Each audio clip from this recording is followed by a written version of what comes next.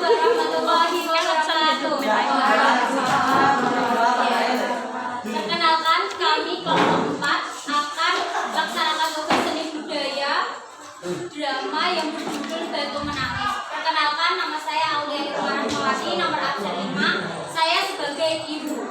Perkenalkan, nama saya Febriani Bawanisa, saya absen 11, saya sebagai Jarmi. Perkenalkan, nama saya Rafika Indonesia Komisi, absen 12 sebagai pemuda budaya.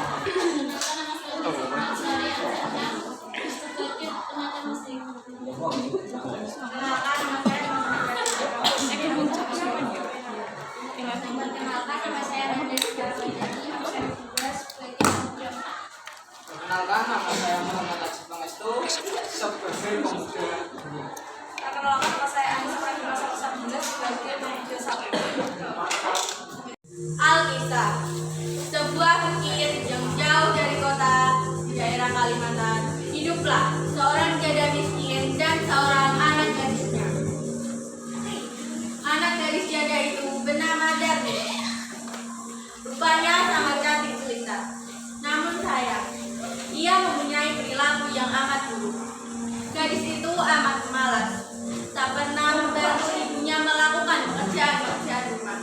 Kerjanya hanya bersolek setiap hari. Segala permintaannya harus dituruti. Tiap kali ia meminta sesuatu kepada ibunya harus dikabulkan. Tanpa memperdulikan keadaan ibunya yang miskin, tiap hari harus membantu tukang mencari suap nasi. Suatu hari, seperti biasa, gadis itu mengurung dirinya di dalam kamarnya. Ia tak mau matahari merusak kulitnya. Ia enggan cukup-cukup mengatasi wajahnya.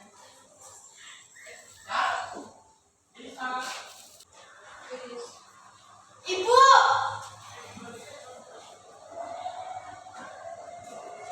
Bukankah sudah berulang kali aku bilang bahwa setiap aku bangun, ibu harus merapikan kamar ini hingga rapi, membuatkan lulur, air hangat, dan membuatkan jus di buah untukku.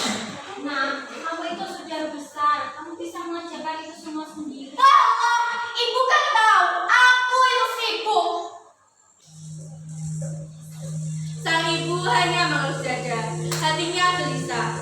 Kesibukan mempercantik ini, hanya itulah yang selalu dilakukan putrinya yang pemalas itu. Matahari mulai memancarkan sinarnya. Sang ibu mulai bersiap-siap untuk berangkat ke sawah untuk bekerja. Ia tidak lupa mengajak Dani untuk membantunya di sawah.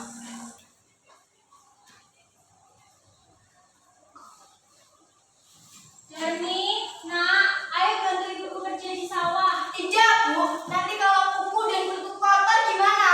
Kamu tidak kasihan sama ibu, nak. Aku lagi dandan, Bu. Akhirnya sang ibu pergi ke sawah sendirian. Setelah ibu pulang dari sawah, Jarmi langsung menghampirinya. Ibu pulang. Mana upahnya? Nah, ini dia. Jangan, nak. Ini untuk beli beras. Bedak lagi, Bu. Aku harus beli yang baru. Kamu itu jadi anak bisa cuma minta saja, gak pernah mau bekerja.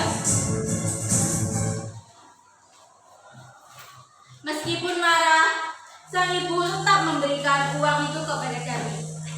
Keesokan harinya, ketika ibunya pulang dari bekerja, si Jarmi meminta lagi uang upah yang diperoleh ibunya untuk membeli alat kecantikan yang lain.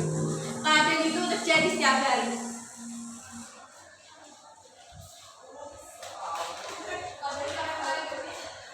Bu, mana uangnya? Coba bawah, nak. Apa sih, Bu? Ibu kan sudah tua. Jika suatu saat ibu dipanggil Tuhan, ibu tak khawatir lagi. Engkau bisa mengurusi dirimu sendiri. Kita itu orang miskin, nak. Kita harus bekerja. Bu Harus Reina bisa sudah. makan. Siapa suruh menjadi orang miskin? Lagi pula, aku tidak pernah meminta kamu untuk menjadi ibuku. Baiklah, nak. Ibu hanya memohon agar kamu tidak mengurung diri di rumah. Kenalilah lingkunganmu agar ibu tenang jika suatu saat ibu dipanggil Tuhan. Kudune kok sedul. Hari berganti hari, akhirnya sang anak mau menuruti kehendak ibunya. Ia tidak keberatan untuk kemanapun bersama sang ibu. Tapi anaknya ini mengajukan sebuah syarat bahwa ibunya tidak diperbolehkan untuk mengakui bahwa ia adalah ibunya yang di depan umum. Sebagai seorang ibu, tentulah hatinya teriris mendengar itu. Namun sang ibu pun menyetujuinya.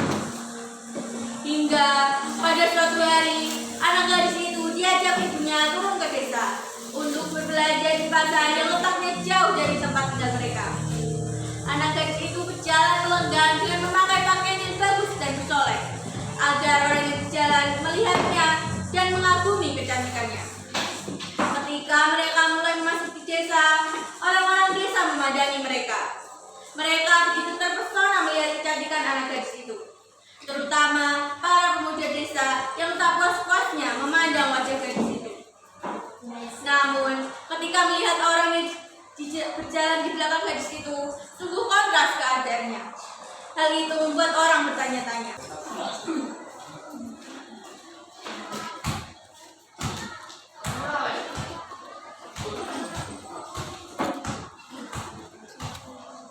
Lihat wanita itu, cantik sekali kan? Iya, siapa ya wanita itu? Cantik sekali. Indah parasnya, bahkan dari turun dari surga. Ya, bahkan wanita itu lebih cantik daripada bunga mawar. Rasanya aku sangat tertarik mengenalnya. Tapi siapa yang sudah kasih itu?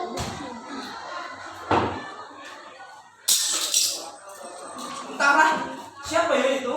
Aku kasihan sekali pada mereka di belakangnya. Apa mungkin dia itu? Tidak boleh bicara seperti itu. Tidak boleh menduga orang-orang seperti itu.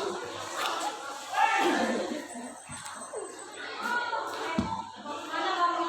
Mau berkenalan dengan dia? Aku takut. Di antara orang yang melihatnya itu, seorang pemuda mendekati dan bertanya kepada gadis itu. Hai cantik, siapa yang berjalan di belakangmu itu? Apakah itu ibumu? Bukan. Dia itu budak. Hai manis, yakin dia bukan ibumu? Bukan. Sudah aku bilang bahwa dia itu budak.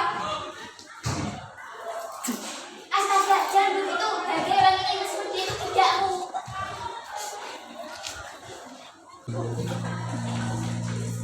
Alangkah terlukanya sang ibu mendengar itu. Hatinya menangis dan ia benar-benar tak berdaya menahan kebisaannya. Ia berbisik dan memohon kepada Tuhan. Akhirnya si ibu pun berdoa. Ya Tuhan, hamba tak kuat menanginya hati. Anak kandung hamba tega melakukan diri hamba sedemikian rupa. Ya Tuhan, hukumlah anak ini, hukumlah. Oh ibu, ambillah anakku ini, ibu. Ambillah anak yang bawah ini, ibu. Ibu. Anak gadis itu terus meratap dan menangis memohon kepada ibunya. Akan tetapi semuanya telah terlambat. Seluruh tubuh gadis itu akhirnya berubah menjadi batu. Sekalipun menjadi batu, namun orang dapat melihat bahwa kedua matanya masih menitikkan air mata, seperti sedang menangis. Oleh karena itu, batu yang berasal dari gadis yang mendapat kutukan ibunya itu disebut batu menangis.